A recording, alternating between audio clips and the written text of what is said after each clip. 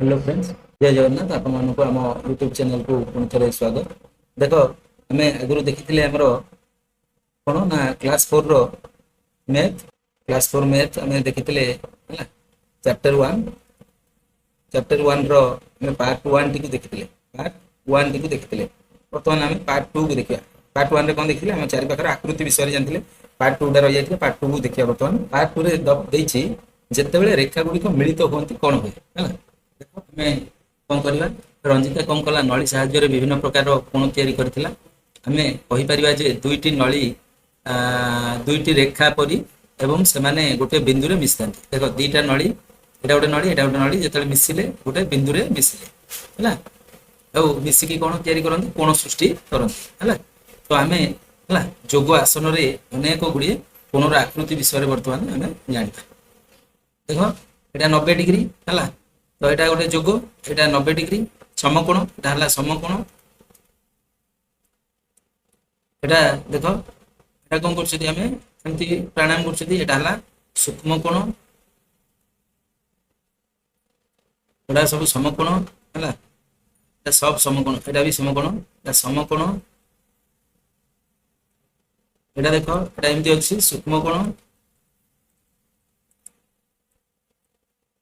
এটা দেখো এটা সূক্ষ্ম কোণ, ঠিক ଅଛି। ତ ନିମ୍ନ ଘରର ଚିତ୍ରରେ 7ଟି କୋଣ ଅଛି ହେଲା। କେତେଟା କୋଣ ଅଛି? 7ଟା କୋଣ ଅଛି। ଦେଖ କୋଉଟା କୋଉଟା 7ଟା କୋଣ ଅଛି? 1 2 3 4 5 6 7ଟା କୋଣ ହେଲା। ତାପରେ ଏଇ ନୌକାରେ କେତେଟା କୋଣ ଅଛି? ଦେଖ 1 2 3 4 5 6 ହେଲା। 7 8 9 10ଟା କୋଣ ଅଛି। କେତେଟା ଅଛି? 10ଟି। 10ଟି କୋଣ ହେଲା। 10ଟା ନା, ଏଠି 3ଟା, ଏଠି 3ଟା, 6ଟା ହେଲା। ଏଠି 1 2 3 4 4ଟା, 10ଟା, ଟୋଟାଲ 10ଟା। ତାପରେ ଦେଖ ଆସ କାମଟି କରିବା। ନିମ୍ନଲିଖିତ ଚିତ୍ର ଗୁଡ଼ିକରେ ଥିବା କୋଣ ଗୁଡ଼ିକୁ ଚିହ୍ନ। ତ ଏଠି କୋଣ ଏଇଠି ଅଛି ଗୋଟେ, ଏଇଠି ବି ଅଛି, ଏଇଠି ବି ଅଛି, ଏଇଠି ବି ଅଛି ହେଲା। ହେଲା ଚିତ୍ର ଗୁଡ଼ିକ ଥିବା କୋଣ କହିଛି। ଏଇଠି ଗୋଟେ କୋଣ, ଏଇଠି ଗୋଟେ କୋଣ, ଏଇଠି ଗୋଟେ କୋଣ, ଏଠି ସେମିତି ଏଇଠି ଗୋଟେ କୋଣ, ଏଠି ବି ବାହାରିବ କୋଣ, ଏଠି ବି କୋଣ ବାହାରିବ ହେଲା। ତାପରେ ନେକ୍ସଟ ଦେଖ ଏଇଠି କୋଣ, ଏଇଠି ଗୋଟେ କୋଣ, ଏଇଠି ଗୋଟେ କୋଣ। ସେମିତି ଯଦି ଦେଖିବା ଏଇଠି ଗୋଟେ କୋଣ, ଏଇଠି ଗୋଟେ କୋଣ ହେଲା। କୋଣ ବୁଝିପାରୁଛ ତ? ଏଇଠି ବି ଆସିବ କୋଣ, ଏଠି ବି କୋଣ ହବ ହେଲା। ବୁଝିପାରୁଛ? ନେକ୍ସଟ ଯିବା। ତାପରେ ଏଠି ତମକୁ ପ୍ରଶ୍ନ ପଚାରିଲା, ତମେ ଶ୍ରେଣୀ ଗୃହରେ କୋଉଠି କୋଉଠି କୋଣ ଦେଖୁଛ ଲେଖିବାକୁ କହିଛନ୍ତି ହେଲା। ଆଉ ଲେଖିବା ଏମିତି ଲେଖିଦେବ ହେଲା। କଳା ପଟାର ଧାର ମଧ୍ୟରେ କୋଣ ହେଉଛି, କୋଠରର କୋଣ, ଟେବୁଲର ଦୁଇ ଧାର ଭିତରେ କୋଣ, ବହିର ହେଲା, କମ୍ପାସର, ଏମିତି ବିଭିନ୍ନ ପ୍ରକାର ସବୁ କୋଣ ସବୁ ଆସିବ ହେଲା। ଘରର କାନ୍ଥ ମଧ୍ୟରେ ମଧ୍ୟ କୋଣ ଆସିବ। ସମକୋଣ ଦେଖିବା। ବର୍ତ୍ତମାନ ଆସ ଚିତ୍ରରେ ଦେଖାଯାଉଥିବା ପରି ଏକ କାଗଜ ଖଣ୍ଡ ସାହାଯ୍ୟରେ ଏକ ସମକୋଣ ତିଆରି କରିବା। ଦେଖ ସମକୋଣ ତିଆରି କରିଛି, 4 ଭାଗ କରିଦେଲେ ଯୋଉ କୋଣ ଆସିବ ଏଇଟା ହେଲା ଗୋଟେ ଗୋଟେ ସମକୋଣ ହେଲା। ଦେଖ 4 ଭାଗ କରିଛି ଏଠି ହେଲା। ବୁଝିପାରୁଛ? ଲାଷ୍ଟ ଗୋଟେ ଭାଗ କଲା ହେଲା। ଫାଷ୍ଟ 4ଟା ଥିଲା, 4 ଭାଗରେ 2 ଭାଗ କଲା, ଏଟା 2 ଭାଗ କଲା। ତାପରେ ଏଠି 2 ଭାଗରୁ 4 ଭାଗ କଲା, 4 ଭାଗରୁ ଏଟା ଗୋଟେ ଭାଗ କଲା। ଗୋଟେ ଭାଗ କରିକି ଦେଖ ଖୋଲିଲା ପରେ ଏମିତି ଆସିଲା ହେଲା। ତାମାନେ ଏଟା ଗୋଟେ ଗୋଟେ ସମକୋଣ ହେଲା। କେତେଟା ସମକୋଣ ଅଛି? 4ଟା। ତଳେ ଦିଆଯାଇଥିବା ବିନ୍ଦୁ ଗୁଡ଼ିକରେ ତୁମେ ଯୋଉ କୋଣ ଗୁଡ଼ିକର ସମକୋଣ ବୋଲି ଭାବୁଛ ସେଗୁଡ଼ିକୁ ଚିହ୍ନଟ କରିବ ଏବଂ ସେଥିରେ ଗୋଲ ବୁଲାଅ। ଆଉ ତୁମେ ସେଟ୍ ସ୍କୋୟାର ବ୍ୟବହାର କରି ମଧ୍ୟ ସେଗୁଡ଼ିକୁ ସମକୋଣ କି ନାହିଁ ଦେଖ। ସମକୋଣ କୋଉଟା କୋଉଟା? ଏଇଟା ଗୋଟେ ସମକୋଣ ତ ମାପିବ ହେଲା। 2ଟା, ଏଇଟା 2ଟା, ଏଇଟା ବି ଗୋଟେ ସମକୋଣ ହେଲା। ବୁଝିବ ନା? ସମକୋଣ କୋଉଟା କୋଉଟା ଜାଣିପାରିଲ? 3ଟା ଅଛି। ଏଇଟା ବି ସମକୋଣ ହେଇପାରିବ ହେଲା। 4ଟା ସମକୋଣ ଅଛି ହେଲା। ତାପରେ ଏଟାକୁ ମାପିକି ଦେଖିବ ସେଟ୍ ସ୍କୋୟାର ସାହାଯ୍ୟରେ। ତାପରେ ବହି, ଝରକା ଏବଂ ଅନ୍ୟ ଯେକୌଣସି ବସ୍ତୁରେ ସମକୋଣ ଅଛି କି ନାହିଁ ତାହା ଯାଞ୍ଚ କର। ଯୋଉଠାରେ କି ତୁମେ ସମକୋଣ ପାଇଲ ସେ ବସ୍ତୁ ଗୁଡ଼ିକ ନାଁ ଲେଖ। ବହିରେ ପାଇବ, ଝରକାର, କଳାପଟା ହେଲା। ତାପରେ ଆଉ ଗୋଟେ ପାଇବ ହେଲା ସମକୋଣ ଦେଖ, ବହି ଖାତା। ଆଉ ଗୋଟେ ପାଇବ କମ୍ପାସ ହେଲା। ତାପରେ ଆଉ କୋଉଠି ଅଛି? ଟେବୁଲର ଧାର, ଟେବୁଲର 2 ଧାର ଏମିତି ଲେଖିବ ହେଲା। ଆହୁରି ଅଛି, ଆଉ ନିଜେ ଲେଖିବ। ତାପରେ ଦେଇ ଦେଖ ଆସ କାମଟି କରିବା ହେଲା। ଆସ ବିନ୍ଦୁ ଗ୍ରିଡରେ କିଛି ସମକୋଣ ଅଙ୍କନ କରିବା। ଦେଖ ସମକୋଣ ମୁଁ କରିଦଉଛି ଏଇଭଳିଆ ସମକୋଣ ତମେ ବନେଇଦବ ହେଲା। ଏଇଟା ଗୋଟେ ଗୋଟେ ସମକୋଣ ହେଲା, ଏଇଟା ଗୋଟେ ଗୋଟେ ସମକୋଣ, ବୁଝିପାରୁଛ ହେଲା। ନେକ୍ସଟ ଯିବା, ତାପରେ ତମର ଆସିବ ସୂକ୍ଷ୍ମ କୋଣ ଏବଂ ସ୍ଥୂଳ କୋଣ ହେଲା। ସୂକ୍ଷ୍ମ କୋଣ କଣ ନା ଯୋଉଟା କି ସମକୋଣରୁ ହେଲା ଛୋଟ ରହିବ ସେଟା ସୂକ୍ଷ୍ମ କୋଣ। ସୂକ୍ଷ୍ମ କୋଣର ପରିମାଣ ସମକୋଣର ପରିମାଣ ଅପେକ୍ଷା ଟିକେ କମ ହେଲା। ତାମାନେ ଏଇଟା ସମକୋଣ, ଏଟା ଦେଖୁଛ ସମକୋଣ ହେଲା, ଆଠୁ ପୁରାଟା ସମକୋଣ, ଆଠୁ ଟିକେ କମ ହେଲେ ସୂକ୍ଷ୍ମ କୋଣ ହେଲା, ଆଠୁ ଟିକେ ଅଧିକ ହେଲେ ସ୍ଥୂଳ କୋଣ। 90ରୁ ଅଧିକ ଏପଟକୁ ଗଲା ମାନେ ସ୍ଥୂଳ କୋଣ ହେଲା, ଆଉ ତଳକୁ ଆସିଲା ମାନେ ସୂକ୍ଷ୍ମ କୋଣ। ଏଟା ବୁଝିଲା, ଏଟା ହେଲା ସୂକ୍ଷ୍ମ କୋଣ, ଏଟା ହେଲା ସ୍ଥୂଳ କୋଣ। 90ରୁ ଅଧିକ ହେଲେ ସ୍ଥୂଳ କୋଣ, ବୁଝିହେଲା ହେଲା। ତାପରେ ତୁମ ଶ୍ରେଣୀ ଗୃହରେ ଥିବା କେତେକ ବସ୍ତୁର ନାମ କୁହ ଯାହାକି ସୂକ୍ଷ୍ମ କୋଣ ଅଛି, ଯାହାର ସୂକ୍ଷ୍ମ କୋଣ ଅଛି। ଶ୍ରେଣୀ ଗୃହରେ ସୂକ୍ଷ୍ମ କୋଣ ଥିବା ଜିନିଷ କହିବ ହେଲା। ତ ଏଠି ତମେ ଲେଖିବ କଣ କହିଛି ନା ସୂକ୍ଷ୍ମ କୋଣ କହିଛି ହେଲା। ସ୍କୁଲର ଭିତରେ ଲେଖିବ ହେଲା, ଅଳ୍ପ ଖୋଲା ଥିବା କଇଁଚି, ଅଳ୍ପ ଖୋଲା ଥିବା କଇଁଚି ହେଲା। ତାପରେ ଆଉ କୋଉଠି ଆଇବ ନା ଆସିବ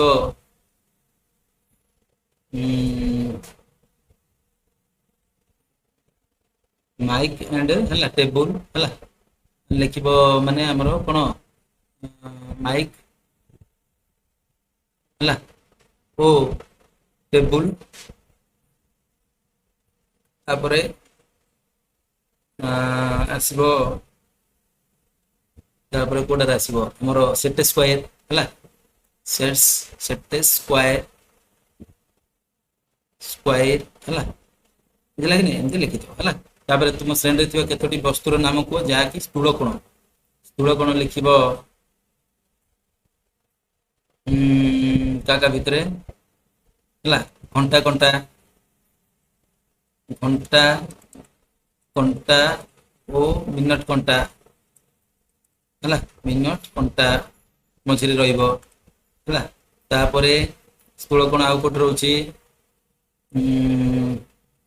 ଯେତେବେଳେ 8ଟା ହଉଛି ହେଲା, ଘଣ୍ଟା କଣ୍ଟା ଓ ମିନିଟ କଣ୍ଟା ମଧ୍ୟରେ କେତେଟା 8ଟା ହେଲେ ହେଲା, 8ଟା ହେଲେ ଠିକ ଅଛି। ଆଉ କଣ ଅଛି ନା ଖୋଲା ବହି ହେଲା, ଖୋଲା ବହି, ଖୋଲା ବହି ଥିବ ବୋଲେ ହବ ହେଲା ସ୍ଥୂଳ କୋଣ। ତାପରେ ତାପରେ ହବ ମୋର ଦେଖିଥିବ ଖସଡା ହେଲା, ଖସଡା ଆମେ ଯୋଉ ଖସୁଛନ୍ତି ପିଲାମାନେ ହେଲା, ଖସଡା ହେଲା ର ସ୍ଲୋପ ଏମିତି ଲେଖିପାରିବ ହେଲା। ତାପରେ ତଳେ ଦିଆଯାଇଥିବା ପ୍ରତ୍ୟେକ ଅକ୍ଷରରେ ସମସ୍ତ କୋଣ ଗୁଡିକୁ ଚିହ୍ନଟ କର ହେଲା। ଅକ୍ଷରରେ କୋଣ ଗୁଡିକୁ ଚିହ୍ନଟ କରିବା, ଏଟା ହେଲା କି କୋଣ ସୂକ୍ଷ୍ମ କୋଣ, ସୂକ୍ଷ୍ମ କୋଣ ହେଲା। ଏଟା ହେଲା କି କୋଣ, ଏଟାକୁ କି କୋଣ ବୋଲି କହିଛି, ଏଟା ହେଲା ସ୍ଥୂଳ କୋଣ, ସ୍ଥୂଳ କୋଣ ହେଲା। ଏଟା କି କୋଣ, ଏଟା ସୂକ୍ଷ୍ମ କୋଣ, କି କୋଣ ସୂକ୍ଷ୍ମ କୋଣ, ସୂକ୍ଷ୍ମ କୋଣ ହେଲା, ଏମିତି ଲେଖିଦବ। ନେକ୍ସଟ ଯିବା, ତାପରେ ଦେଖ ଦେଇଛି ଆସ କାମଟି କରିବା। କଣ ଦେଇଛି ନା ନିମ୍ନରେ ଦିଆଯାଇଥିବା ଉପର ଗ୍ରିଡ ରେ କେତୋଟି ସୂକ୍ଷ୍ମ କୋଣ ଅଙ୍କନ କର, ଆଉ ତଳ ଗ୍ରିଡ ରେ ଦିଆଯାଇଥିବା ପ୍ରତ୍ୟେକ ରେଖାରେ ରେଖା ବ୍ୟବହାର କରିକି ଏକ ସୂକ୍ଷ୍ମ କୋଣ ଅଙ୍କନ କରିବା ପାଇଁ ଅନ୍ୟ ଏକ ରେଖା ଅଙ୍କନ କର ହେଲା। ତ ଦେଖ ଏଟା ସୂକ୍ଷ୍ମ କୋଣ କହିଛି, ସୂକ୍ଷ୍ମ କୋଣ ଏମିତି କରିଦବ, ଦେଖ କରିଦଉଛି ଏମିତି ହେଇପାରିବ ହେଲା। ତାପରେ ତମର ଏମିତି ହବ, ଦେଖିପାରୁଛ ସୂକ୍ଷ୍ମ କୋଣ ହେଲା। ତାପରେ ସେ କହିଛି ତଳ ଗ୍ରିଡରେ ଦିଆଯାଇଥିବା ପ୍ରତ୍ୟେକ ରେଖା ବ୍ୟବହାର କରିକି ଏକ ସୂକ୍ଷ୍ମ କୋଣ ଅଙ୍କନ କରିବା ପାଇଁ ହେଲା ଅନ୍ୟ ଏକ ରେଖା ଅଙ୍କନ କରିବା। ଦେଖ ସୂକ୍ଷ୍ମ କୋଣ, ଏଠି ଦେଖ ଅନ୍ୟ ଗୋଟେ ରେଖା ଦେଇଛି, ଆଉ ଗୋଟେ ତମେ କରିବ ହେଲା। ଏଠି ଗୋଟେ ଦେଇଛି, ଆଉ ଗୋଟେ ତମେ କରିବ ହେଲା। ସୂକ୍ଷ୍ମ କୋଣ ହେଲା, ସରି ଟିକେ ଏଟା ଇଏ କରିଦେଉଛି, ଲଗାଇଗଲା, ଏଟା ଗୋଟେ ସୂକ୍ଷ୍ମ କୋଣ ହେଲା, ଏଟା ଗୋଟେ ସୂକ୍ଷ୍ମ କୋଣ, ବୁଝିଗଲା। ନେକ୍ସଟ ଦେଖ ଏଟା ସେମିତି ଦେଇଛି, ଗୋଟେ ସ୍ଥୂଳ କୋଣ ଅଙ୍କନ କରିବାକୁ କହିଛି, ଆଉ ପ୍ରତ୍ୟେକ ରେଖା ବ୍ୟବହାର କରିକି ଏକ ସ୍ଥୂଳ କୋଣ ଅଙ୍କନ କରିବା। ଦେଖ ଏଟା ସ୍ଥୂଳ କୋଣ କହିଛି, ଏମିତି ଅଙ୍କନ କରିଦିଅ ସ୍ଥୂଳ କୋଣ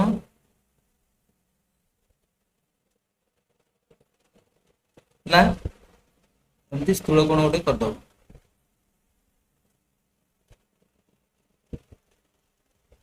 ହେଲା। ସ୍ଥୂଳ କୋଣ ହେଇଗଲା ଏଇଟା, ହେଲା କି ନାଇଁ? ତ ଏଗୁଡାକୁ ବି ସେମିତି କରିବାକୁ କହିଛି। ଦେଖ ସ୍ଥୂଳ କୋଣ କେମିତି କରିବ, ଏଇଟା ସ୍ଥୂଳ କୋଣ କର,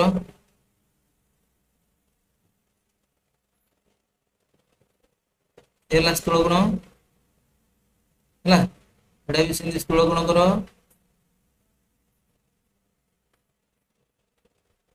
ହେଲା ସ୍ଥୂଳ କୋଣ ହେଇଗଲା। ଏଇଟା ଗୋଟେ ସ୍ଥୂଳ କୋଣ, ଏଇଟା ଗୋଟେ ସ୍ଥୂଳ କୋଣ, ହେଲା କି ନାଇଁ? ସ୍ଥୂଳ କୋଣ ବୁଝିଗଲା। ନେକ୍ସଟ ଦେଖିବା ଦୁଇ, ଦେଖ ତଳେ ଦିଆଯାଇଥିବା ଚିତ୍ର ଗୁଡିକରେ ସୂକ୍ଷ୍ମ କୋଣ ଗୁଡିକୁ ଲାଲ ରଙ୍ଗ ହେଲା ଓ ସମକୋଣ ଗୁଡିକୁ ସବୁଜ ରଙ୍ଗ ଏବଂ ସ୍ଥୂଳ କୋଣ ଗୁଡିକୁ ନୀଳ ରଙ୍ଗ ଦେବ ହେଲା। ଦେଖ ତ ଦେଖ ଏଠି କଣ କହିଛି, ସୂକ୍ଷ୍ମ କୋଣ ଗୁଡିକୁ ଲାଲ ରଙ୍ଗ ଦେବା। ସୂକ୍ଷ୍ମ କୋଣ କୋଉଟା କୋଉଟା ଦେଖ, ସୂକ୍ଷ୍ମ କୋଣ ଏଇଟା ଗୋଟେ ହବ ହେଲା। ସୂକ୍ଷ୍ମ କୋଣ ଏଇଟା ଗୋଟେ ସୂକ୍ଷ୍ମ କୋଣ ହବ, ସରି ଏଇଟା ହବନି, ସୂକ୍ଷ୍ମ କୋଣ ହେଲା। ତାପରେ କହିଛି ସୂକ୍ଷ୍ମ କୋଣ ଗୁଡିକୁ ଲାଲ ରଙ୍ଗ, ସମକୋଣ ଗୁଡିକୁ ସବୁଜ ରଙ୍ଗ। ସବୁଜ ରଙ୍ଗ ଦେଖ,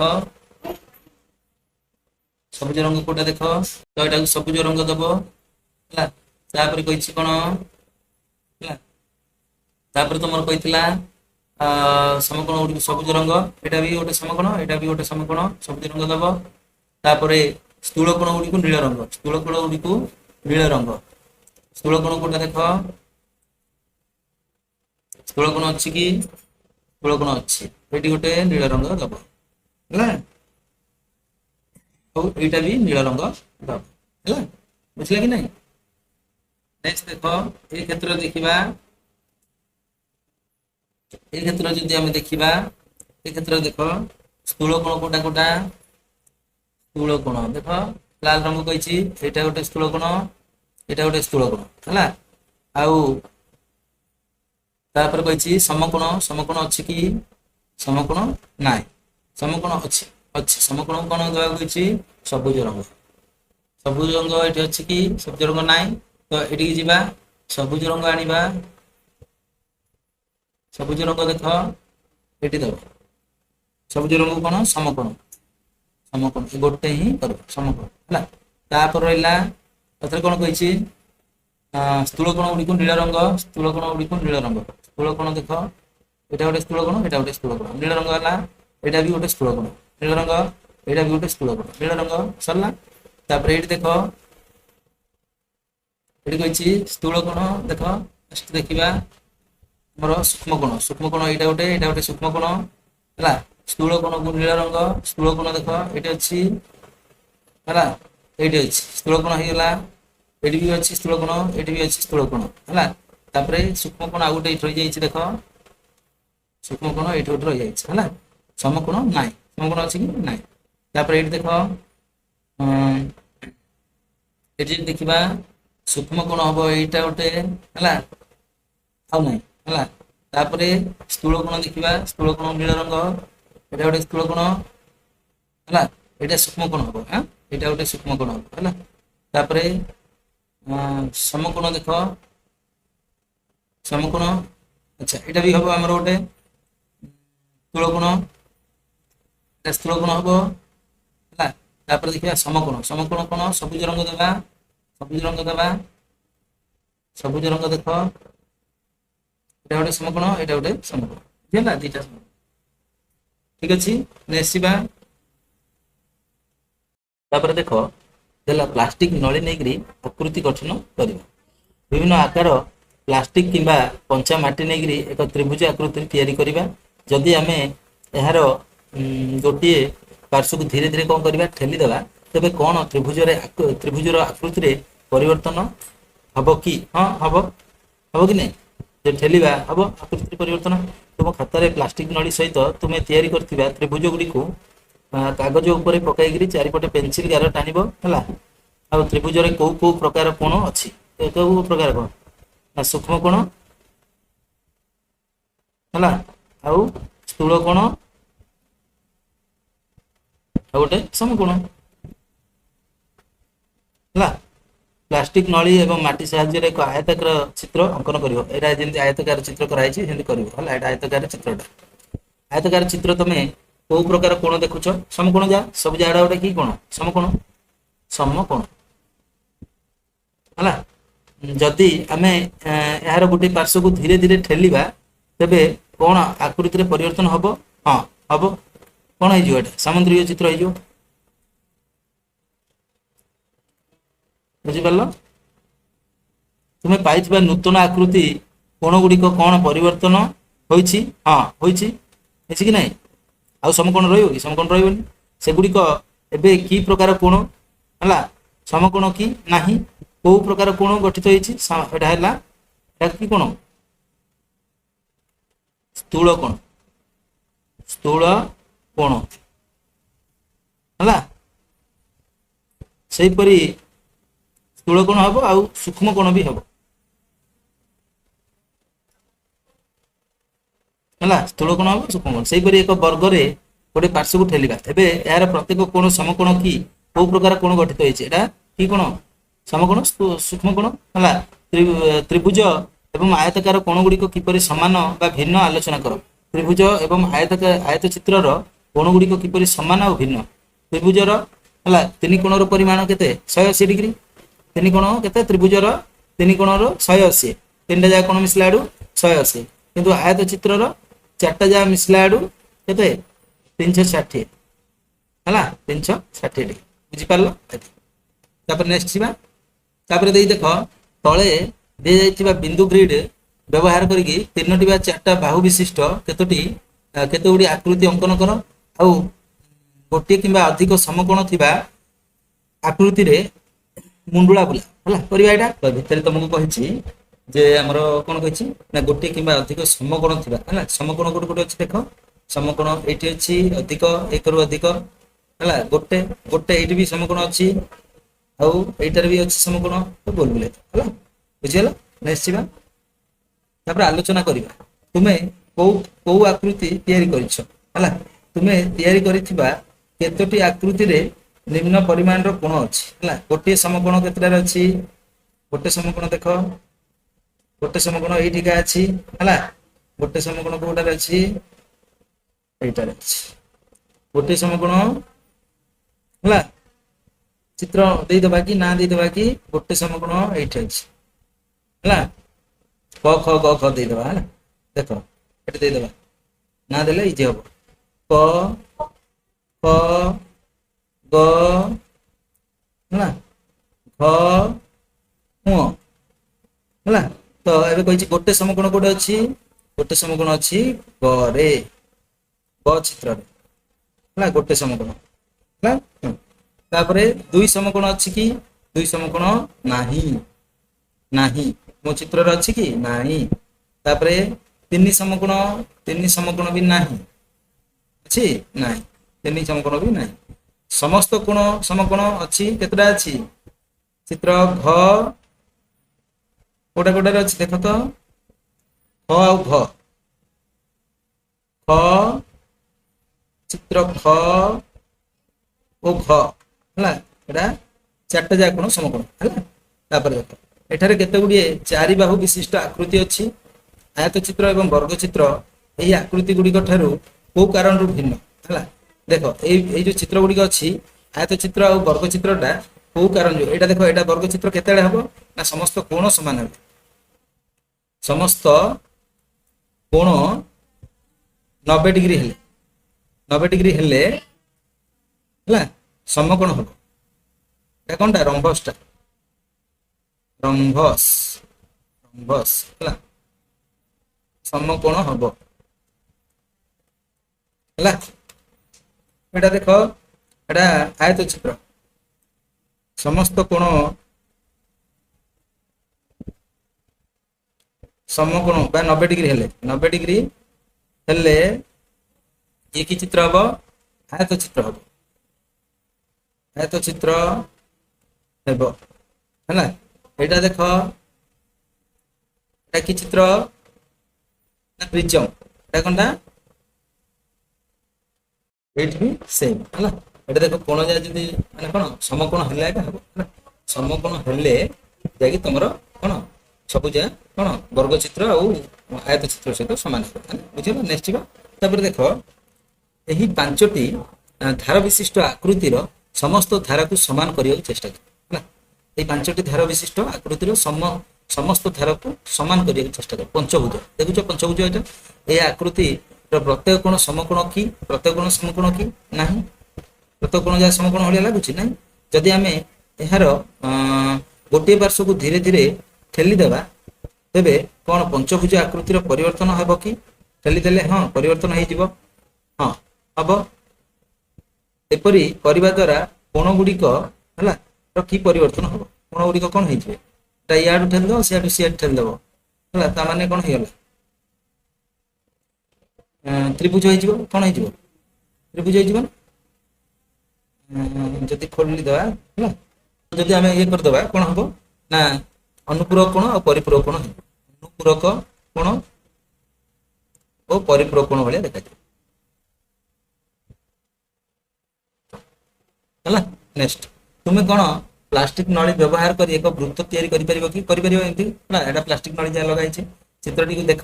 এই ଚିତ୍ରରେ ପ୍ଲାଷ୍ଟିକ ନଳୀ ଗୁଡ଼ିକ ଲମ୍ବ ସମାନ ଅସମାନ।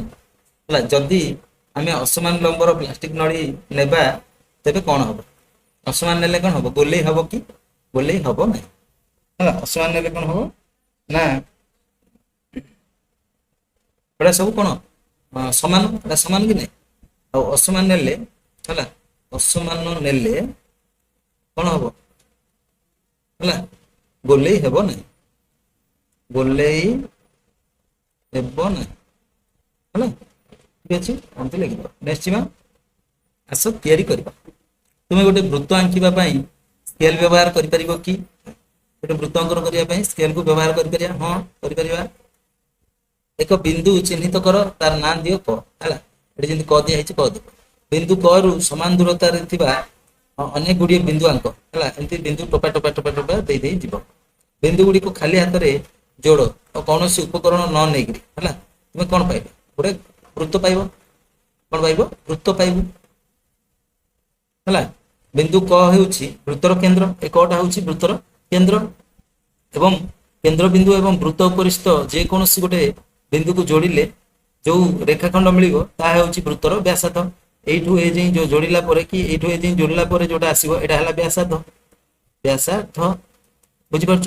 ହେଲା, ବୃତ୍ତର ବ୍ୟାସାର୍ଦ୍ଧ। ନେକ୍ସଟ ଯିବା। ତାପରେ ତମକୁ ଏଠି ଦେଲା ଦେଖ ଆକର୍ଷଣୀୟ ବୃତ୍ତ। ଗୋଟେ ବୃତ୍ତାକାର କାଗଜ ନବ। ହେଲା, ବୃତ୍ତାକାର କାଗଜ ନେଇଛ। କାଗଜକୁ ଅଧାରୁ ଭାଙ୍ଗି ଦିଅ ଏବଂ ଏହାକୁ ଭଲ ଭାବରେ ଭାଙ୍ଗ କରି ବିନ୍ଦୁ ଗୁଡ଼ିକ ହେଲା ବିନ୍ଦୁ ଦ୍ୱାରା ଦାଗ ଦିଅ। ହେଲା, ଏଠି ଏଠି ବିନ୍ଦୁ ଦ୍ୱାରା ଏମିତି ଦାଗ ଦବ। ହେଲା, ଭାଙ୍ଗ କରି ଭାଙ୍ଗକୁ ଖୋଲ ଏବଂ ଏକ ସୂତା ବ୍ୟବହାର କରିକି ବିନ୍ଦୁ ଦାଗ ଦିଆଯାଇଥିବା ରେଖାଖଣ୍ଡର ଦୈର୍ଘ୍ୟକୁ ମାପିବ। ହେଲା, ଏଇ ଯୋଉ ଦୈର୍ଘ୍ୟଟାକୁ ମାପିବ। କାଗଜକୁ ଅଲଗା ଭାବରେ ଭାଙ୍ଗ ଯେପରିକି ଦୁଇ ସମାନ ଭାଗ ହବ।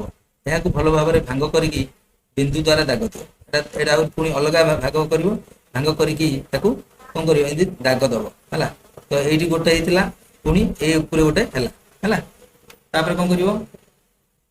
ଭାଙ୍ଗକୁ ଖୋଲ ଏବଂ ବିନ୍ଦୁ ଚିହ୍ନିତ ଦାଗର ଲମ୍ବକୁ ସୂତା ଦ୍ୱାରା ମାପ। ହେଲା, ଏଟାକୁ ସୂତା ଦ୍ୱାରା କଣ କରିବ? ମାପିବ। এইଭଳି ଭିନ୍ନ ଭିନ୍ନ ଉପାୟରେ କାଗଜକୁ ଅଧାରୁ ମୋଡ଼ିକି ବିନ୍ଦୁ ଦାଗ ଦବ। ଦାଗ ଦେଇକି ତାକୁ ମାପିବ। ଭାଙ୍ଗକୁ ଖୋଲିବ ଆଉ ବିନ୍ଦୁର ଦାଗକୁ ଲମ୍ବାର ସୂତା ଦ୍ୱାରା ମାପିବ। ତ କଣ ହବ? ସବୁ ବ୍ୟାସ ଯାହା ସବୁ ଜାଗାରେ ସମାନ ହବ। ହେଲା, ବୁଝିପାରିଲେ କି ନାହିଁ? ଏ ଯୋଉଠି ମାପୁଛ ମାପ ସବୁ ସମାନ ହବ ଦୈର୍ଘ୍ୟଟା। ତ ସମସ୍ତ କ୍ଷେତ୍ରରେ ଦାଗର ଦୈର୍ଘ୍ୟ କଣ ହବ? ସମାନ ହବ। ସମାନ ହବ। ହେଲା, ତାପରେ ଏହି ବିନ୍ଦୁର ଦାଗ ଗୁଡ଼ିକୁ ଯୋଗ କଲେ ଯୋଉ ରେଖାଖଣ୍ଡ ମିଳିବ ତାହାକୁ ଆମେ କହିବା ବୃତ୍ତର ବ୍ୟାସ। ଏଇଟା ପୁରାଟା ବ୍ୟାସ, ଏଇଟା ବି ଗୋଟେ ବ୍ୟାସ, ଏଇଟା ବି ଗୋଟେ ବ୍ୟାସ, ଏଇଟା ଗୋଟେ ବ୍ୟାସ। ହେଲା, କେନ୍ଦ୍ର କୋଉଠାରେ ଅବସ୍ଥିତ ତାହା ଆଲୋଚନା କର। କେନ୍ଦ୍ର କେନ୍ଦ୍ର କୋଉଠି? ମଝିରେ। କେନ୍ଦ୍ର କୋଉଠି ଅଛି? ମଝିରେ। ମଝିରେ ଅଛି। ତୁମେ ଲକ୍ଷ୍ୟ କରିଛ କି ସମସ୍ତ ବ୍ୟାସ ବୃତ୍ତର କେନ୍ଦ୍ର ବିନ୍ଦୁ ଦେଇକି ଯାଇଛି। ସବୁ ବ୍ୟାସ ଯାହା ଦେଖ ଗୋଟେ ବୃତ୍ତର କେନ୍ଦ୍ର ବିନ୍ଦୁ ଦେଇକି ଯାଇଛି। ଠିକ? ହଁ ଯାଇଛି।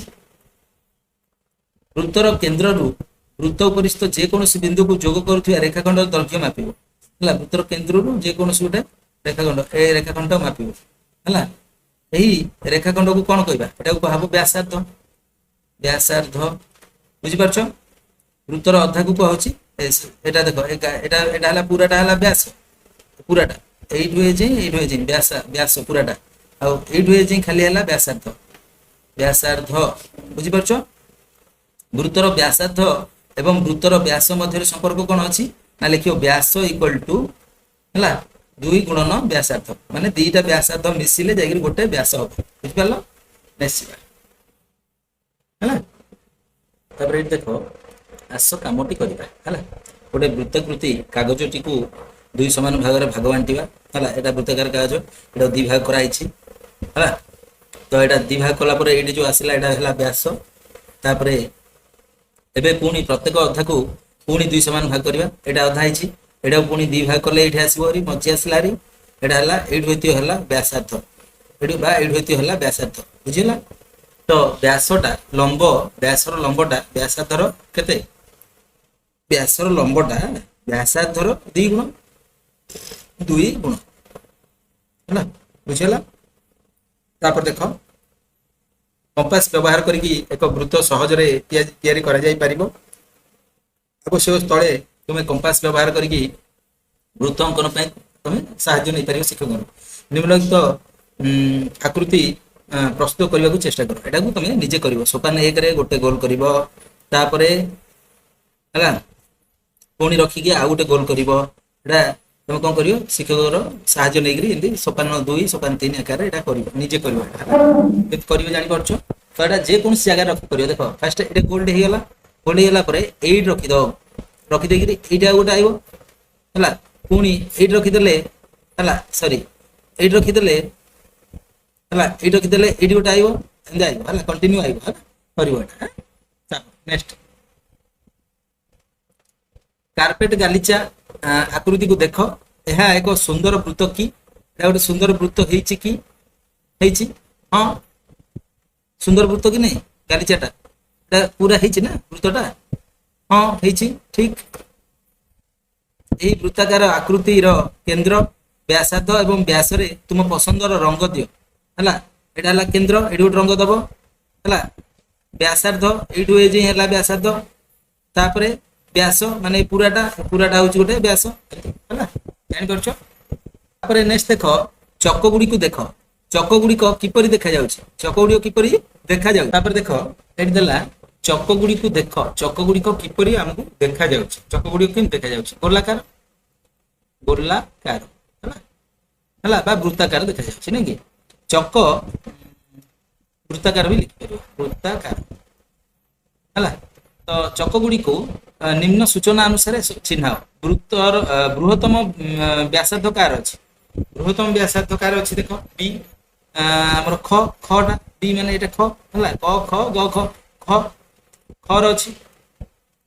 ତାପରେ କ୍ଷୁଦ୍ରତମ ବ୍ୟାସାର୍ଧ କାହାର ଅଛି କ୍ଷୁଦ୍ରତମ ମାନେ ସାନ ସବୁଠୁ ସାନ ଅଛି ଘର। ବୃହତ୍ତମ ବ୍ୟାସ କାହାର ଅଛି ବୃହତ୍ତମ ବ୍ୟାସ ଯାହାର ବ୍ୟାସାର୍ଧ ବଡ ତାର ବ୍ୟାସ ବି ବଡ ତା ମାନେ ଖ ଚିତ୍ରର ଆଗା ହେଲା। ତାପରେ ନେକ୍ସଟ କ୍ଷୁଦ୍ରତମ ବ୍ୟାସ ଯାହାର ବ୍ୟାସାର୍ଧ ଛୋଟ ତାର ବ୍ୟାସ ମଧ୍ୟ ଛୋଟ ତା ମାନେ ଘ ବୁଝିପାରୁଛ। ନେସିବା ଆକୃତିର ପ୍ରହେଳିକା ହେଲା। ଲୁଚି ରହିଥିବା ଆକୃତି ଗୁଡ଼ିକୁ ଚିହ୍ନଟ କରିବା ଏବଂ ସେମାନଙ୍କର ନାମ ଲେଖିବା ହେଲା। ଆକୃତି ଏଠି କଣ କଣ ଅଛି ଚିହ୍ନଟ କରିବା ତାପରେ ତାର ନାଁ ଲେଖିବା। ତ ଏଠି କଣ କଣ ଚିତ୍ର ଅଛି ଦେଖ ତ୍ରିଭୁଜ ଅଛି ତ୍ରିଭୁଜ ଦେଖିପାରୁଛ ଏଇଟା ତ୍ରିଭୁଜ ହେଲା। ତାପରେ ସିଲିଣ୍ଡର ଏଇଠି ଅଛି ସିଲିଣ୍ଡର ଏଇ ପୁରାଟା ଏଇଟା ସିଲିଣ୍ଡର। ତାପରେ ବୃତ୍ତ ହେଲା। ତାପରେ ଆୟତ ଚିତ୍ର ଏଇଟା ଆୟତ ଚିତ୍ର ତାପରେ ବର୍ଗକ୍ଷେତ୍ର ହେଲା ବୁଝିଗଲା ଜାଣିପାରିଲ। ନେକ୍ସଟ ଯିବା ଅଙ୍କା ଯାଇଥିବା ତ୍ରିଭୁଜକୁ ଗୋଟିଏ ବର୍ଗକ୍ଷେତ୍ର ଏବଂ 2ଟି ତ୍ରିଭୁଜରେ ବିଭକ୍ତ କରିବା ପାଇଁ 2ଟି ରେଖାଖଣ୍ଡ ଅଙ୍କନ କର। ଓ ଏଇଟା ଇଜି ପୁରା ଫୁଲ ଇଜି ଦେଖ କି ନା ତ ଦେଖିଲ ବହୁତ ଇଜି ନା ହେଲା। ଅଙ୍କା ଯାଇଥିବା ତ୍ରିଭୁଜକୁ ଗୋଟେ ବର୍ଗ ଚିତ୍ର ହେଲା ଆଉ 2ଟା କଣ ତ୍ରିଭୁଜ ହେଲା ନା ଏ 2ଟା ହେଲା। ନେକ୍ସଟ ଯିବା ତାପରେ ଦେଖ ଦେଇଛି ଦେଖ 2ଟି ରେଖାଖଣ୍ଡ ଅଙ୍କନ କରି ବର୍ଗକ୍ଷେତ୍ରକୁ 3ଟି ତ୍ରିଭୁଜରେ ବିଭକ୍ତ କରିବା। ଏଇ ବର୍ଗକ୍ଷେତ୍ରର 3ଟା ତ୍ରିଭୁଜ କରିବା ଦେଖ କେମିତି କରିବ ତ ଦେଖିପାରୁଛ। ଏଟା ଆମର କଣ କରା ହେଇଥିଲା ନା 2ଟା ରେଖାଖଣ୍ଡ ଅଙ୍କନ କରିକି ବର୍ଗକ୍ଷେତ୍ରଟାକୁ ଆମେ କଣ କଲେ ତ୍ରିଭୁଜରେ ଅଙ୍କନ କଲେ ହେଲା। କେତେଟା ତ୍ରିଭୁଜ ନା 3ଟା 1 2 ହେଲା ଏଇଟା ଗୋଟେ 3ଟା ହେଲା 1 2 3ଟା ବୁଝିପାରିଲ। ନେକ୍ସଟ ତାପରେ ଦେଲା ଦେଖ ଡାହାଣ ପାର୍ଶ୍ୱରେ ଛୋଟ ଆକୃତି ପାଇବା ପାଇଁ ହେଲେ ବାମ ପାର୍ଶ୍ୱ ଆକୃତିରେ ଆବଶ୍ୟକ ଅଂଶ ଗୁଡ଼ିକୁ ଦେଖାଇବା ପାଇଁ ରେଖାଖଣ୍ଡ ଅଙ୍କନ କରିବା ହେଲା। ତ ଏଠି ରେଖାଖଣ୍ଡ ଅଙ୍କନ କରିବା। ଦେଖ କେମିତି କରିବ ଏଟା ଚିତ୍ର। ତ ଦେଖ এই ଖଣ୍ଡ ଯାହା କୋଉଠି ଲାଗିବ ବୋଲି ସେ ପଚାରିଥିଲା, এই ଭିତରେ ଅଛି। ଦେଖ এই ଖଣ୍ଡ ଯା, এই ଖଣ୍ଡଟା ଏଇଠି ଲାଗିଛି ହେଲା, ଦେଖିପାରୁଛ। ଆଉ এই ଖଣ୍ଡଟା ଏଇଠି ହେଲା, ସେମିତି এই ଦିଟା ଖଣ୍ଡ এই ଭିତରେ ଅଛି ହେଲା। ତ ଏଟା ଦେଖ ତମେ ଏମିତି କରିବ ହେଲା। ଦେଖ এই ଯୋଉ ଚିତ୍ର ଯା ନାଇଁ କି ଏଟା ଏଇଟା ଏଇଟା ହେଲା, এই ଭଳିଆ ହେଲା। এই ଦିଟା এই ଭିତରେ ଅଛି ହେଲା, ଦେଖିପାରୁଛ।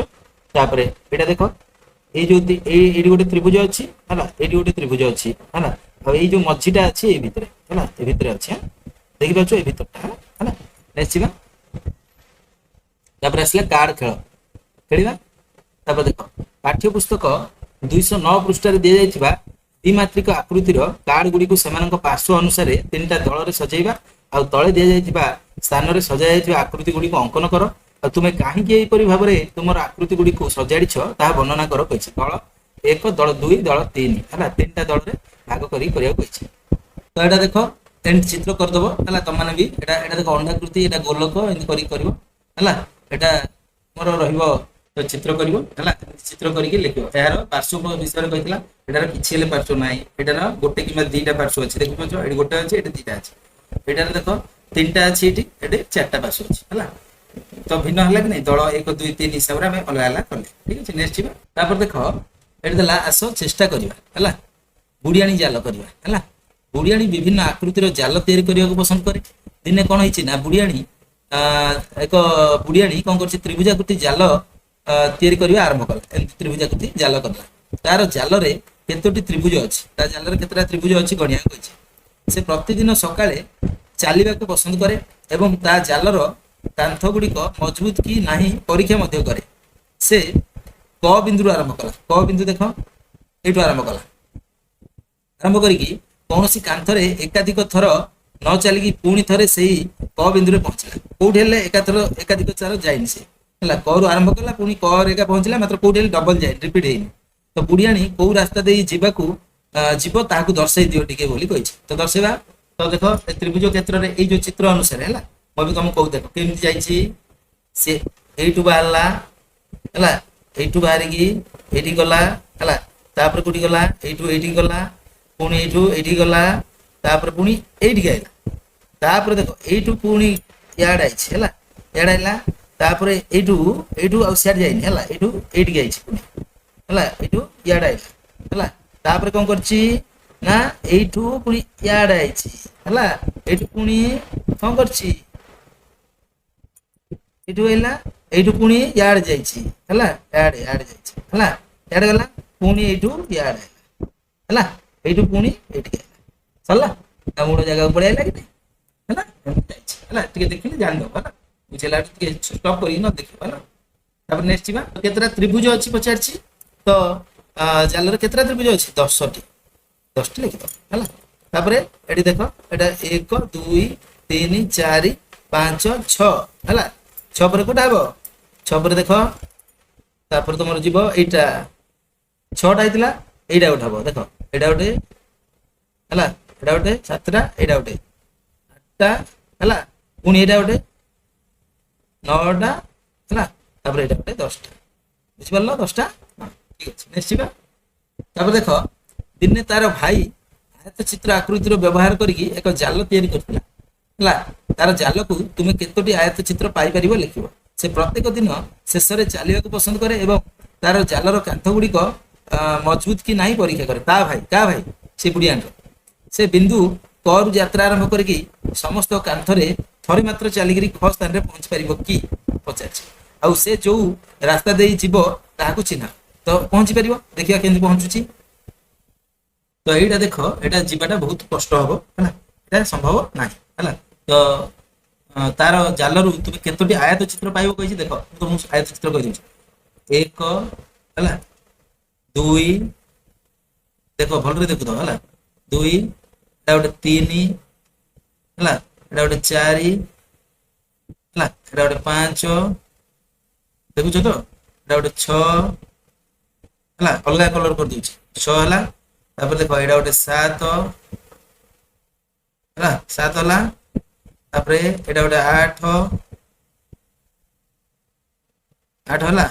ତାପରେ ଆଉ ଗୋଟେ ଅଲଗା କଲର କରିଦଉଛି, ଏଟା 9 ପୁରାଟା ହେଲା, 9 ପୁରାଟା ଗୋଟେ 10 ବୁଝିଗଲା। 10ଟା ହବ ହେଲା, 10ଟା ଏତ ଚିତ୍ର ପାଇବ, କେତେଟା 10ଟା, 10ଟି ପାଇବ ହେଲା। ଆଉ ଯୋଉ ପହଞ୍ଚିବାଟା କହିଛି ପହଞ୍ଚି ପାରିବ କି, ଏଟା ନାହିଁ ଲେଖିବ, ନାହିଁ ହେଲା। ସେ ଯୋଉ ରାସ୍ତା ଦେଇ ଯିବ ତାହାକୁ ଚିହ୍ନାଅ କହିଛି, ତ ଯୁଆଡେ ଗଲେ ବି ସେ ଯାଇପାରିବ ନାହିଁ। ଦେଖ ଏମିତି ଗଲେ ବି ଯାଇପାରିବନି ହେଲା, ଯାଇପାରିବନି ହେଲା। ଯଦି ଏପଟେ ବି ଗଲା ବି ଯାଇପାରିବନି ହେଲା, କୋଉଠି ବି କ୍ରସ୍ ହେଇଯିବ ହେଲା। ତାପରେ ନେକ୍ସଟ ଯିବା 2 ନମ୍ବର। 2 ନମ୍ବର ଦେଖ, ସେ ତମକୁ ପଚାରିଛି 5ଟି ଦିଆସିଲି କାଠି ବ୍ୟବହାର କରିକି 2ଟି ତ୍ରିଭୁଜ ତିଆରି କରିବା ଆଉ କୋଠରୀ ମଧ୍ୟରେ ତାହାକୁ ଅଙ୍କନ କରିବା। ଦେଖ କଣ କହିଛି, 5ଟା ତ୍ରିଭୁଜ ଦିଆସିଲି କାଠିକି ନେଇକିରି 2ଟା ତ୍ରିଭୁଜ କରିବା। ଦେଖ କରିବା ତ ଦେଖିଲ 5ଟା ଏମିତି ସଜେଇ ଦବା ହେଲା। ଦେଖ ମୁଁ ଯେମିତି ସଜେଇଛି ସେମିତି ସଜେଇ ଦବା 5ଟାକୁ ନେଇକିରି ହେଲା। ତାପରେ ଯିବା କେତେଟା, 2ଟା ତ୍ରିଭୁଜ ହେଇଗଲା ହେଲା, ନେକ୍ସଟ ଯିବା। ତାପରେ ଦେଖ 3 ନମ୍ବର ଦେଲା, ନିମ୍ନ ଚିତ୍ରରୁ ଯେକୌଣସି 2ଟି ଦିଆସିଲି କାଠିକୁ ଘୁଞ୍ଚେଇକିରି ହେଲା 4ଟା ତ୍ରିଭୁଜ ଅଙ୍କନ କରିବା। 2ଟା କାଠି ଘୁଞ୍ଚେଇ ଦେବା, ଘୁଞ୍ଚେଇ କରିବା। ଦେଖ କେମିତି କରିବ, ତ ପ୍ରଥମ 3 ନମ୍ବରର ଡାଇଗ୍ରାମଟା ଏଇଭଳିଆ କରିଦେବ ହେଲା। ସେ କହିଥିଲା 2ଟା କାଠି କାଢି କରିବାକୁ ହେଲା, ଏଇଭଳିଆ ଚିତ୍ର କରିଦେବ। ଏଇଟା କେତେ ନମ୍ବର, 3 ନମ୍ବର ହେଲା। ଏଇଟା କେତେ ନମ୍ବର ତମର, 3 ନମ୍ବର ଚିତ୍ର ହେଲା, 3 ନମ୍ବର ହେଲା। ତାପରେ 4 ନମ୍ବରକୁ ଯିବା। 3 ନମ୍ବର ଦେଖିଲ, ତାପରେ 4 ନମ୍ବର ଦେଲା କେବଳ 3ଟା ତ୍ରିଭୁଜ ପାଇବା ପାଇଁ ଏଥିରୁ 4ଟା ଦିଆସିଲି କାଠି ବାହାର କରିବା। ଏଠି 4ଟା ଦିଆସିଲି କାଠି କାଢିକି 3ଟା ତ୍ରିଭୁଜ ଆମକୁ ଦରକାର ହେଲା। ତ ଦେଖ ଏଇଠି ତ ତମେ ଜାଣିପାରୁଥିବ, 1 2 ହେଲା, 3 4, 4ଟା କାଢିଦେଲେ 3ଟା ହେଇଯାଉଛି ଆଉ ତ୍ରିଭୁଜ ହଉନି। 1 2 ହେଲା, 1 4ଟା କାଠି କାଢି ହବ ନାଇଁ କି, ଆଚ୍ଛା ନାଇଁ ହଉନି ଏଠି। ଏଠି କାଢିଲେ କେତେଟା ହେଇଯାଉଛି, 1 2 3 4ଟା ହେଇଯାଉଛି, କେତେଟା 3ଟା ତ୍ରିଭୁଜ ଦରକାର। ଦେଖ କେମିତି କରିବ, ତ ଦେଖ 4ଟା କାଠି ମାନେ ଏଇଠି ଗୋଟେ କାଢିଦବ, ଏଇଠି ଗୋଟେ କାଢିଦବ, ଏଇଠି ଗୋଟେ କାଢିଦବ, ଏଇଠି ଗୋଟେ କାଢିଦବ। ତା ମାନେ ଏଇଠି ଦେଖ ଏଇଠି ଗୋଟେ ହବ, ଏଇଠି ଗୋଟେ ହବ, ଏଇଠି ଗୋଟେ ହବ ହେଲା, ଏମିତି ହବ। ତ କୋଉଠୁ କୋଉଠୁ କାଢା ହେଲା, ଏଇଠି ଗୋଟେ କାଢା ହେଲା, ଏଇଠି ଗୋଟେ, ଏଇଠି ଗୋଟେ, ଏଇଠି ଗୋଟେ ହେଲା, ସେଟା କାଢିଦବ ଏମିତି। ଏଟା ହେଲା 4 ନମ୍ବର ଉତ୍ତର ହେଲା, 4 ନମ୍ବର। ତାପରେ ଯିବା ନେକ୍ସଟ 5 ନମ୍ବର। ତାପରେ 5 ନମ୍ବର ପ୍ରଶ୍ନ ତମ ପାଇଁ ରହିଛି ଯେ ମଡେଲ ପ୍ରସ୍ତୁତିରେ ଚ୍ୟାଲେଞ୍ଜ ହେଲା। ଘନ ଆକୃତିର ଏକ ମଡେଲ ତୁମେ ତିଆରି କରିପାରିବ କି, ଯାହାକି 12ଟି ପ୍ଲାଷ୍ଟିକ ନଳୀ ଏବଂ 8ଟି ମାଟି ବଲରେ ତିଆରି ହବ। କଣ କହିଛି, ଘନ ଆକୃତିର ଗୋଟେ ମଡେଲ କରିବା, 12ଟା ପ୍ଲାଷ୍ଟିକ ନେବା ନଳିକି ଆଉ 8ଟା ମାଟି ଗୁଳା ନେଇକିରି କରିବା, ମାଟି ବଲକୁ ହେଲା। ତ ଦେଖିବା ତାପରେ ଖଟା ଦେଇଛି 9ଟି ପ୍ଲାଷ୍ଟିକ ନଳୀ। ଫାଷ୍ଟ କଣ କହିଥିଲା, 12ଟା ନଳୀ କହିଥିଲା ନା, 1 2 3 4 5 6 7 8 9 10 11 12ଟା, 12ଟା ନଳୀ, ମାଟି ଗୁଳା କେତେଟା, 8ଟା। 1 2 3 4 5 6 7 8 ହେଲା। ତାପରେ ବୁଝିଲା ଏଇଟା, ଏଟା ନେକ୍ସଟ ଯିବା। ଏଟା 5ର କ, 5ର କଟା ହେଲା, ନେକ୍ସଟ ଯିବା। ତାପରେ ତମକୁ ଦେଲା 9ଟି ପ୍ଲାଷ୍ଟିକ ନଳୀ ଆଉ 6ଟା ମାଟି ବଲ ନେଇକିରି କଣ କରିବା, ଘନ କରିବା ହେଲା। 9ଟା ପ୍ଲାଷ୍ଟିକ ନଳୀ ମନେ ରଖ, 9ଟାକୁ 6ଟା ଦେଖିବା। ତ ଏଟା ହଉଛି ଖ ବିଟ, ଏଟା ହଉଛି ଖ ବିଟ, ଏଟା ଏ ଟାଇପର କରିବା। ଦେଖ 9ଟାକୁ 6ଟା କହିଥିଲା ନା, 9ଟା ଦେଖ ହଉଛି ନା ନାହିଁ ଦେଖିବା ଫାଷ୍ଟ। 1 2 3 4 5 ହେଲା, 6 7 8 ଗୋଟେ କୋଟ ରହିଲା, ଏଠି ଗୋଟେ ରହିଲା 9 ହେଲା। 9ଟା କୁ କେତେଟା, 6ଟା କହିଛି। ଦେଖ 1 2 ମାଟି ଗୁଳି 3 4 5 6ଟା ଠିକ ଅଛି ହେଲା। ଏଟାକୁ ନେଇକିରି ଆମେ ଗୋଟେ ଘନ କଲେ ହେଲା, ବୁଝିଗଲା। ନେକ୍ସଟ ଯିବା ଗ। ତାପରେ ଗଟା ଦେଖ, ଗଟା ଦେଲା 15ଟା ପ୍ଲାଷ୍ଟିକ ନଳୀ ଏବଂ 10ଟା ମାଟି ବଲରେ ତିଆରି କରିବା। ଦେଖ କଣଟା ସେଇ ଘନ ମଡେଲ ଲାଗା। ତ ଦେଖ 15କୁ 10 କହିଛି ନାଇଁ କି, 15ଟା ନଳୀ ଦେଖ 1 2 3 4 5 6 7 ହେଲା, ଦେନ୍ 8 9 ହେଲା, 10 11 12 13 14 ଆଉ ଗୋଟେ କୋଉଟା ରହିଗଲା, ଦେଖ ଏଇଟା ଗୋଟେ ରହିଲା 15 ହେଲା। 15ଟା ନଳୀ ହେଲା, ଆଉ ଗୋଲି କେତେଟା, 10ଟା। ଦେଖ 1 2 3 4 5 6 7 8 9ଟା ହେଲା, ନେଇକିରି ଗୋଟେ ଘନ ହେଲା। ତାପରେ ନେକ୍ସଟ ଦେଖିବା। ଦେଖ ଏଇଠି ଗୋଟେ ଛାଡି ଦେଇଛି ସେ ହେଲା, ଏଇଠି ଗୋଟେ ରହିବ, ଏଠି ମୁଁ ନୀଳରେ କରିଦଉଛି, ଏଇଠି ଗୋଟେ ରହିବ ହେଲା, ମନେ ରଖ ଏଇଠି ଗୋଟେ ରହିବ ହେଲା। ଏଠି ସେ ଛାଡି ଦେଇଛି ହେଲା, ଚିତ୍ର ମୁଁ କଲା ବେଳକୁ ଛାଡି ଦେଇଛି ହେଲା, ବୁଝିଲା। ତାପରେ ଦେଖ ଘଟା ଦେଲା 10ଟା ପ୍ଲାଷ୍ଟିକ ନଳୀ ନେବା ଆଉ 6ଟି ମାଟି ବଲ ନେଇକିରି କରିବା। ଦେଖ 10ରୁ 6, ତ ଦେଖ ଏଇଟା ଆମର ଘଟା ହେଲା। ଘଟା ଦେଖ 10ଟା ପାଇପ ହେଲା, 1 2 ଦେଖ 3 4 5 ହେଲା, ଏଇଠି ତଳେ 5ଟା ଅଛି, 1 2 3 ହେଲା 4 ଏଇଠି ଗୋଟେ 5, 5ଟା ହେଲା। 5ଟାକୁ କେତେଟା କହିଛି, ସରି 10ଟା କୁ ଆମର କେତେଟା କହିଛି 6ଟା ମାଟି ଗୁଡ଼ା ଦେଖ 1 2 3 4 5 ଏଠି 6ଟା ହେଲା ବୁଝିଗଲା ତ ଏଇଟା ଗୋଟେ ଘନ ହେଲା ନେକ୍ସଟ ଦେଖିବା ତାପରେ ବର୍ତ୍ତମାନ ସେଇଟା 5 ନମ୍ବର ସରିଲା 6 ନମ୍ବର ଯିବା କୋଣ ସଂଖ୍ୟା ଆଧାରରେ ଏହି ଆକୃତି ଗୁଡ଼ିକୁ ବର୍ଗୀକରଣ କରିବା କୋଣ ସଂଖ୍ୟା ଆଧାରରେ ହେଲା ତିନି କୋଣ କେତେଟା 3 କୋଣ ଏଟା 4 କୋଣ 5 କୋଣ ହେଲା ଦେଖିକି ଆଧାରରେ ଆମେ କରିବା ହେଲା 3 କୋଣ ଦେଖ କୋଉଟା କୋଉଟା 3 କୋଣ ହବ ତମର ଖ ଗୋଟେ ହବ ହେଲା ଆଉ ତାପରେ ଘ ଗୋଟେ ହବ ଆଉ ଗୋଟେ କୋଉଟା ହବ ନା ଚ ଗୋଟେ ହବ ହେଲା ତାପରେ 4 କୋଣ କୋଉଟା କୋଉଟା ହବ କ ହବ ହେଲା ଏଇଟା ଗୋଟେ ହବ ତାପରେ ତମର ଗ ଗୋଟେ ହବ ହେଲା ଆଉ ଗୋଟେ କୋଉଟା ହବ 4 କୋଣର ଦେଖ 6 ଗୋଟେ ହବ ହେଲା ତାପରେ 5 କୋଣର କୋଉଟା ହବ 5 କୋଣର କେବଳ ଗୋଟେ ହିଁ ହବ ମୁହଁଟା ହେଲା ମୁହଁଟା ହିଁ ହବ ବୁଝିଗଲା ନେକ୍ସଟ ଯିବା ପାର୍ଶ୍ୱ ସଂଖ୍ୟା ଏବଂ କୋଣ ସଂଖ୍ୟା ମଧ୍ୟରେ ତମେ କଣ ସମ୍ପର୍କ ଲକ୍ଷ୍ୟ କରୁଛ ପାର୍ଶ୍ୱ ସଂଖ୍ୟା ପାର୍ଶ୍ୱ ମାନେ ସାଇଡ କୋଣ ବୋଲେ ଏଟା ହେଲା ପାର୍ଶ୍ୱ ବୋଲେ ଏଇଟା ଦେଖ ଏଟା ହେଲା ପାର୍ଶ୍ୱ ଏଟା କୋଣ ହେଲା ପାର୍ଥକ୍ୟ ଗୋଟେ ଚିତ୍ରର ସେ କହୁଛି ଦେଖ ପାର୍ଶ୍ୱ ଆଉ କୋଣ ଭିତରେ କଣ ସମ୍ପର୍କ ଅଛି ନା ଗୋଟେ ଚିତ୍ରର ହେଲା ଯେ କୌଣସି ଚିତ୍ରର ଯେତେଟା କୋଣ ହେଲା ମାନେ ଆମର ତ୍ରିଭୁଜ ହଉ ଚତୁର୍ଭୁଜ ହଉ ସେ କଥା ମୁଁ କହୁଛି ହେଲା ଚିତ୍ରର କଣ ହଉଛି ନା କୋଣ ଯେତିକି ହେଲା କୋଣ ଓ ବାହୁ ହେଲା ସମାନ ବୁଝିଲା କି ନାଇଁ ତାମାନେ ଦେଖ ଏଇଟା ଗୋଟେ ଚିତ୍ରଟା ହେଲା ଆର ବାହୁ ଦେଖ 1 2 3ଟା ହେଲା ଆଡୁ କୋଣ ଦେଖ 1 2 3 ଏଇଠୁ ବୁଝିଯିବ ହେଲା ବୁଝିଗଲା ନେକ୍ସଟ ଯିବା ତାପରେ ଦେଇ ଦେଖ ତମକୁ 7 ନମ୍ବରଟା 5ଟି କୋଣରୁ କମ ଥିବା ଦ୍ୱିମାତ୍ରିକ ଆକୃତି ଅଙ୍କନ କରିବ ତାପରେ ଦେଇଛି ଏଠି 5ଟି କୋଣରୁ ଅଧିକ ଥିବା ଦ୍ୱିମାତ୍ରିକ ଆକୃତି ଅଙ୍କନ କରିବ ଦେଖ ଏଇ ଫାଷ୍ଟ 7 ନମ୍ବରଟା କରିବ ତ ଏଇଭଳିଆ ତମେ ଚିତ୍ର କରିବ ଏଟା କେତେ ନମ୍ବର 7 ନମ୍ବର ହେଲା ବୁଝିଲା ଏଟା ଗୋଟେ ତ୍ରିଭୁଜ ଏମିତି କରିବ ଏଇଟା ଗୋଟେ 1 2 3 4 5 6 ମାନେ ଷଡ଼ଭୁଜ ଗୋଟେ କରିବ ହେଲା ଆଠଟା ଦେଲା ଦେଖ କଣ ଦେଇଛି ନା ସମକୋଣ ଗୁଡ଼ିକୁ ଚିହ୍ନଟ କର ଏବଂ ପ୍ରତ୍ୟେକ ଚିତ୍ରରେ ସମକୋଣ ସଂଖ୍ୟା ଲେଖ ସମକୋଣ କୋଉଟା କୋଉଟା ଦେଖ ଏଇଟା ଗୋଟେ ସମକୋଣ ହେଲା ଚିହ୍ନଟ କରିବାକୁ କହିଛି ଏଇଟା ଗୋଟେ ସମକୋଣ ତାପରେ ଆଉ କୋଉଟାରେ ସମକୋଣ ଅଛି ଦେଖ ଆଉ ଅଛି ତମର ଆଉ ନାହିଁ ବୋଧେ ତ ଦେଖ ସମକୋଣ କୋଉଟାରେ ଅଛି ଏଇଟାରେ କେତେଟା ଅଛି 4ଟା ଅଛି 1 2 3 4 ହେଲା ଏଟାରେ କେତେଟା ଅଛି 4ଟା ଏଟାରେ କେତେଟା ଅଛି ଦେଖ ଏଟାରେ ଅଛି ଗୋଟେ ଏଟାରେ ଗୋଟେ ଅଛି ଏଟାରେ କେତେଟା ଅଛି 1 2 3 ଏଟେ 4ଟା ଏଟାରେ ବି 4ଟା ଅଛି ହେଲା ବୁଝିପାରିଲ ଆଉ ନାହିଁ ସମକୋଣ କଥା କହିଥିଲା ନା ସମକୋଣ ଗୁଡ଼ିକୁ ଚିହ୍ନଟ କରି ଆଉ ପ୍ରତ୍ୟେକ ଚିତ୍ରରେ ସମକୋଣ ସଂଖ୍ୟା ଲେଖିଲେ ଆଉ ଏଟାରେ ନାହିଁ ଏଟା ନାହିଁ ଏଟା ନାହିଁ ଏଟା ନାହିଁ ହେଲା ବୁଝିଗଲା ତାପରେ ନେକ୍ସଟ ଯିବା ତାପରେ ଦେଇଛି ଉପରୋକ୍ତ କୋଉ ଆକୃତିରେ କେବଳ ସମକୋଣ ଅଛି କୋଉ ଆକୃତିରେ ଏଟା ଲେଖିବ କେବଳ ଆୟତ ଚିତ୍ର ଗୋଟେ ଆଉ ଗୋଟେ ବର୍ଗ ଚିତ୍ର ହେଲା କୋଉଟା ଏଇଟା ଆଉ ଏଇଟା ହେଲା ବୁଝିଗଲା ନେକ୍ସଟ ଯିବା 9 ନମ୍ବର ତମକୁ ଦେଲା ନିମ୍ନଲିଖିତ ଆକୃତି ଗୁଡ଼ିକୁ ଲକ୍ଷ୍ୟ କର ହେଲା ଆକୃତି ଦେଖୁଛ ଚିତ୍ର ଯାକୁ ଦେଖିପାରୁଛ ଏପରି ଆକୃତି ଚିହ୍ନଟ କର ଯାହାର କି ଦିଟା ସମକୋଣ ଗୋଟିଏ ସୂକ୍ଷ୍ମ କୋଣ ଏବଂ ଗୋଟିଏ ସ୍ଥୂଳ କୋଣ ଅଛି ହେଲା କି ନାଇଁ ତ ଦେଖ କାର ଅଛି ତ କାର ଅଛି ନା ଦେଖ ଆମର ଯଦି ଦେଖିବା କଣ କହିଛି ସମକୋଣ ଗୋଟେ ଦେଖ ସମକୋଣ ଗୋଟେ ଅଛି ଗୋଟିଏ ସୂକ୍ଷ୍ମ କୋଣ ଅଛି ହେଲା କାର ଅଛି ଦେଖ ଗୋଟେ ଦୁଇଟା ସମକୋଣ ହେଲା ଏଇଟା ଗୋଟେ ସମକୋଣ ହେଇଗଲା ଦିଟା ତାପରେ ଗୋଟିଏ ସୂକ୍ଷ୍ମ କୋଣ ଗୋଟେ ଏଇଠି ଅଛି ହେଲା ତାପରେ ଗୋଟିଏ ସ୍ଥୂଳ କୋଣ ଏଇଠି ଅଛି ତାମାନେ 2 ରେ ଗୋଟେ ଅଛି ଆଉ ଗୋଟେ ଅଛି ଦେଖ 7 ନମ୍ବର ଚିତ୍ର କୋଉଟା ଅଛି 7 ନମ୍ବର ଦେଖ ଦିଟା ସମକୋଣ ହେଲା ସୂକ୍ଷ୍ମ କୋଣ ଗୋଟେ ସ୍ଥୂଳ କୋଣ ଗୋଟେ ହେଲା ତାମାନେ 2 ଆଉ 7 ତ 2 ଓ 7 ରେ ଅଛି ହେଲା ସେମିତି ଲେଖିଦବା ଆଉ ନେକ୍ସଟ ଯା ଗୋଟେ ସମକୋଣ ଦିଟା ସ୍ଥୂଳ କୋଣ ଆଉ ଗୋଟେ ସୂକ୍ଷ୍ମ କୋଣ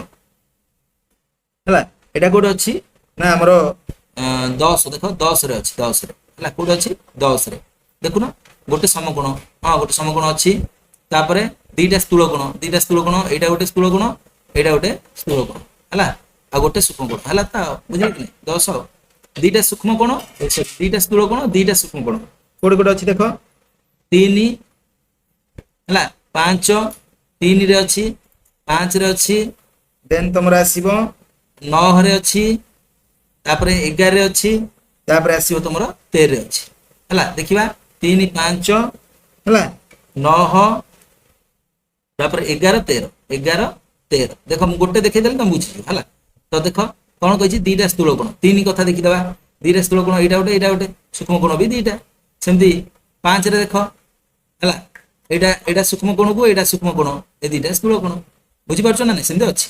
ତାପରେ କହିଛି ତମକୁ ଚାରିଟା ସମକୋଣ ଚାରିଟା ସମକୋଣ ଆଉ କୋଉଠି କୋଉଠି ରହିଲା ଦେଖ ଚାରିଟା ସମକୋଣ ଦେଖ କୋଉଠି କୋଉଠି ଅଛି ଟିକେ ଦେଖିଦବା 4 ରେ ଅଛି ହେଲା 4 ରେ ଅଛି ଦେଖ ଚାରିଟା ସମକୋଣ ଏଇଟା ଏଇଟା ଏଇଟା ଏଇଟା ଚାରିଟା ସମକୋଣ ହେଲା।